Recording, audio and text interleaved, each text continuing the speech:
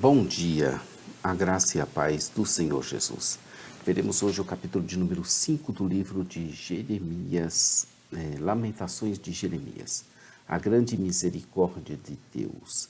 Estamos estudando os livros de Jeremias e Lamentações com seus 57 capítulos, 52 do livro de Jeremias, já concluímos, e Lamentações, 5 capítulos, estamos concluindo hoje.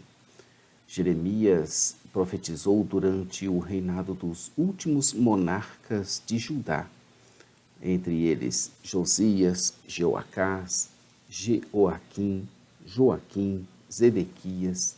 Israel, o reino do norte, já havia sido exilado em 722 a.C. pela Síria, que em 612 a.C. foi conquistada pela Babilônia. Eu sou o pastor Daniel Deusdete da igreja Os Semeadores. Todos os dias estamos aqui com a palavra de Deus, de busca, de edificação, desse Deus que se deixa achar quando o buscamos de verdade, de todo o nosso coração. Abra aí, por favor, a Bíblia no capítulo de número 5 de Lamentações, para você fazer uma leitura prévia. Se desejar, pode entrar em nosso blog site jamaisdesista.com.br, onde você vai encontrar a parte escrita dessa narrativa. Chegamos então ao fim das nossas reflexões no livro de Jeremias e de Lamentações de Jeremias. Como já dissemos, estamos ainda refletindo nesse livro, que se propõe a expressar e orientar outros em seus lamentos sobre as terríveis condições impostas sobre Jerusalém e sobre o povo de Deus pelos babilônicos. Agora veremos o quinto e último capítulo, o apelo de Judá pelo auxílio de Deus. Neste último capítulo, veremos a condição de Judá, a qual era terrível, mas o futuro traria dias melhores para toda a nação. O apelo de Judá pelo auxílio de Deus começa com a oração, provavelmente de Jeremias, pedindo ao Senhor lembrança e consideração. Lamentações termina com este poema, que tem o seu clímax no desesperado apelo dos judeus exilados para que sejam aliviados em suas dificuldades. Este é o único poema do livro que não é escrito com um acróstico, embora siga o padrão dos 22 versos.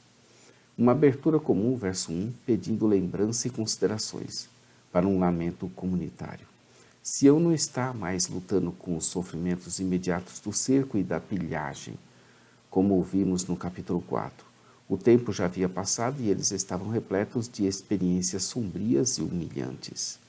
Agora eles se lembravam de sua herança e que ela estava nas mãos de estranhos. A terra prometida, herança conferida por Deus a Israel.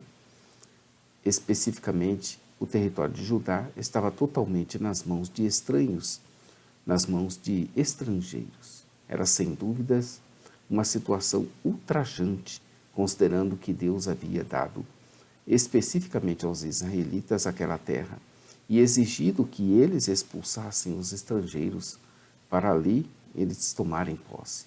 Agora eles estavam órfãos, sem pai, e as mães eram como viúvas.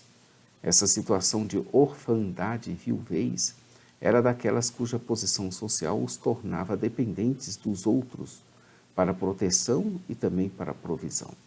Deus havia ordenado a Israel que cuidasse dessas pessoas, partilhando com elas os bens da terra. Os israelitas haviam falhado no cumprimento desse dever e assim Deus negava a eles, pelo exílio, as boas dádivas da terra. O verso 4 é uma espécie de inversão da linguagem de Deuteronômio 6, de 10 a 11.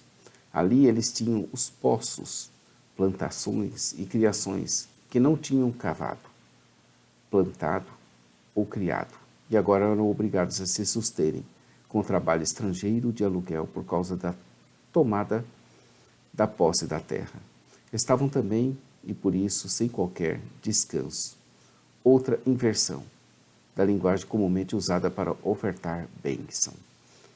O descanso é uma parte indispensável do gozo da bênção de Deus. No verso 6, eles confessavam as suas alianças com os egípcios e assírios. um reconhecimento dos tratados que Judá havia feito com essas nações contra a vontade de Deus. Já no verso 7, uma falha grave, já resolvida em outras passagens das Escrituras, que era a ideia dos filhos amargarem ou carregarem as consequências dos atos dos pais. Uma descrição semelhante de solidariedade é encontrada em Êxodo 20, verso 5. O mal entendido de que os filhos são punidos pelos pecados dos pais é evitado pelas passagens bíblicas como Deuteronômio 2:16, Jeremias 31, de 29 a 30, Ezequiel 18. Aqueles que compartilham do julgamento de seus pais o fazem porque também compartilharam dos seus pecados.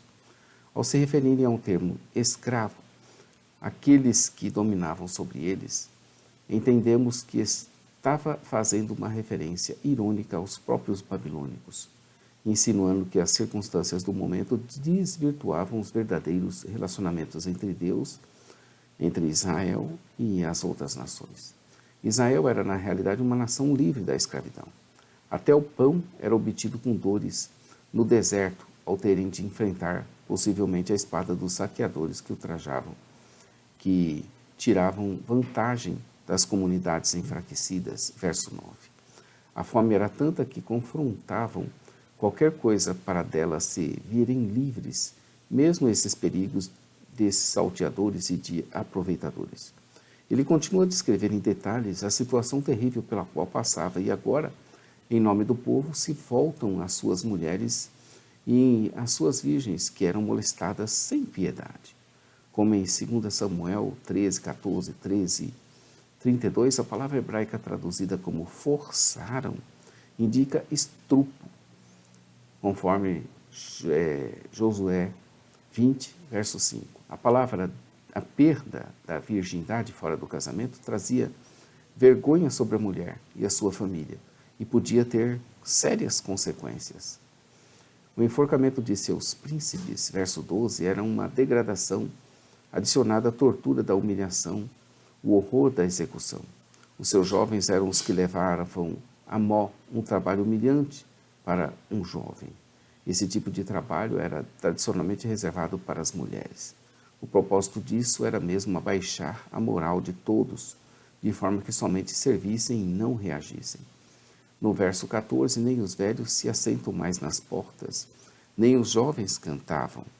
Uma alusão, conforme a Bíblia de Estudo de Genebra, aos aspectos da vida normal de Judá que haviam cessado.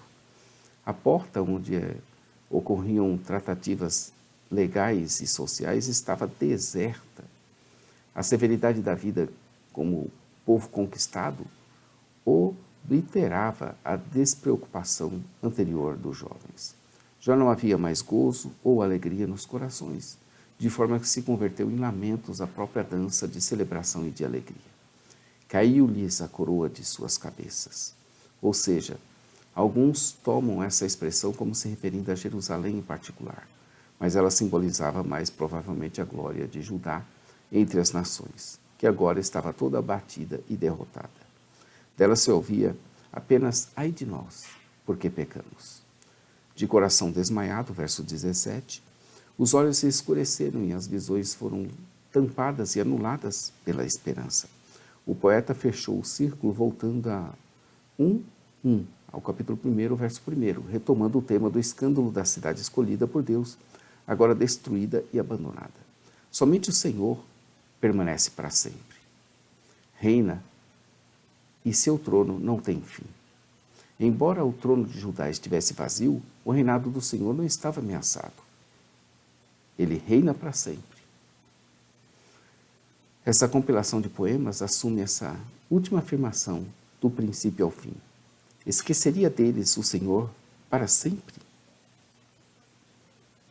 A nota de lamento soa novamente.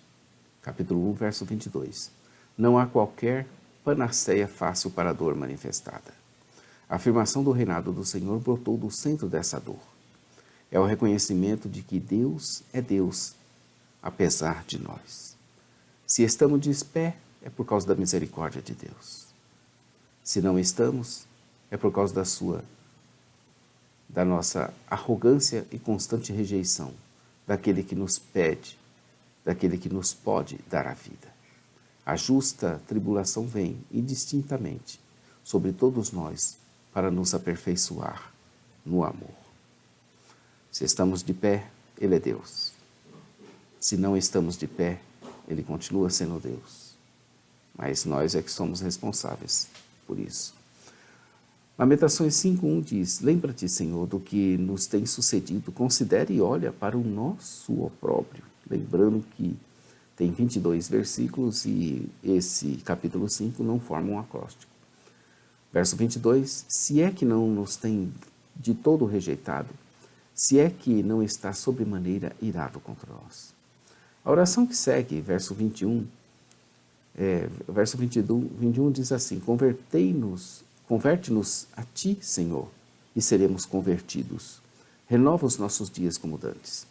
A oração que se segue nesse verso 21 é do padrão de Jeremias, que pede ao Senhor a conversão e a renovação, certos de que o Senhor é quem converte e quem renova.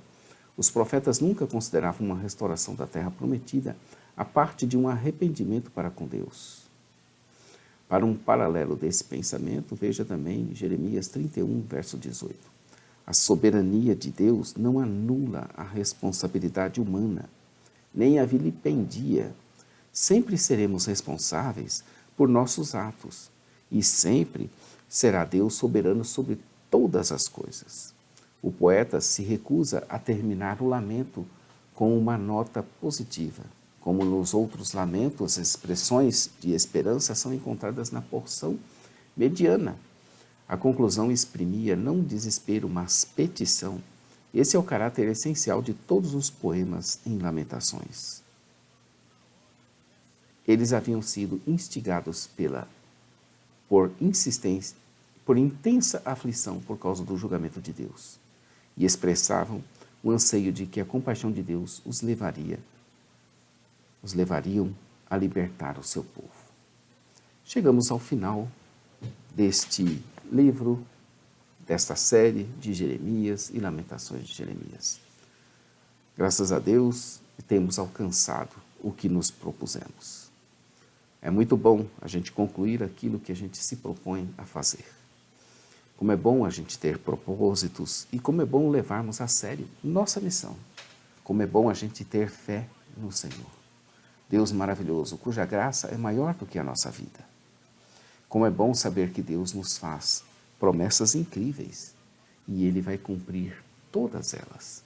A palavra de Deus foi anunciada em cada um dos 57 capítulos da história de vida desse profeta de Deus que nos ensinou tão grandes lições. Em cada um dos homens de Deus que nós temos estudado, temos visto uma grande devoção e um grande temor a Deus, que os faziam buscar ao Senhor e se humilharem diante dele, com a fé e a certeza e a esperança de que os seus clamores não seriam em vão. Em Jeremias, vimos um profeta que teve que enfrentar situações difíceis para entregar o recado profético, mas que não recuou em sua missão. Também aprendemos que os reis nada haveriam de fazer sem que a providência divina agisse derretendo seus corações para serem conforme as necessidades do povo de Deus. Não são os líderes que são colocados diante do povo de Deus para serem estrelas, para brilharem, para serem destaques. Antes, é a graça de Deus que levanta líderes para cuidarem do povo de Deus, o qual o Senhor se animou a morrer e a dar a sua vida. O destaque não é, nem deve ser o líder, mas Deus e sua glória, que está abençoando o seu povo. Os maiores líderes de Deus em todos os tempos se ofereceram à morte para que o povo fosse poupado, ou mesmo enfrentaram grandes desafios a favor do povo de Deus. Não há como não percebermos que do início ao fim, seja qual for o livro que estivermos estudando, da Bíblia é Deus orientando, esclarecendo, falando, instruindo, mostrando o que, como, de que forma, quando, quanto, por quanto tempo. Percebe-se assim o Deus imanente na história de Israel e que se utiliza de líderes e profetas por ele, escolhidos para realizarem as suas obras. No caso aqui, ele se utilizou de Jeremias. Do Senhor veio a ordem e a organização, os líderes e os mandamentos, os símbolos e suas representações, os artífices e ourives, que tudo fizeram de acordo com o modelo que lhes fora mostrado, a vitória e as guerras, a força e a coragem para lutar e vencer e sair vencedor, a paz e a prosperidade, a proteção e o abrigo contra as intempéries do mundo, o caminho, a verdade e a vida, para que seguissem o Filho de Deus, o Messias esperado, que ali estava sendo preservado com os descendentes messiânicos. Para finalizarmos, busquemos a face de Deus que se deixa achar e nos convertamos de nossos maus caminhos, pois assim, e somente assim, abriremos caminho para derramar as numerosas bênçãos resultantes do poder e dos milagres de que precisamos para a nossa vida. Aleluia. Não é hora de desanimar, embora tantas não foram as vezes que sentimos isso. Principalmente quando pensamos em tirar os olhos do Senhor para colocar em alvos terrestres. Mas o Senhor tem misericórdia de nós. Ele nos ama, apesar de nós. Que sejamos testemunha desse poder que existe somente no Senhor. Em nome do amado Filho de Jesus, nosso Senhor e Salvador. Amém e amém.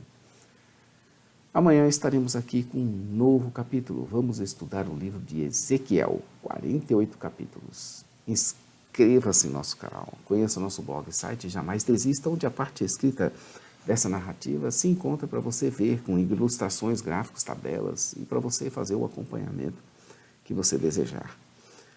Nossa loja virtual, semeadores.com.br. Lá você vai encontrar toda a nossa literatura e todos os nossos livros e bíblias. Às 8h30, Momento Missionário da Igreja Os Semeadores. E às 16 horas, no sábado, Momento Missionário da Igreja Os Semeadores, com o pastor Johnny Ramos, Palavra de Vida, lá diretamente da Suécia. O endereço da rádio é radio.ossemeadores.com.br. A todos um bom dia.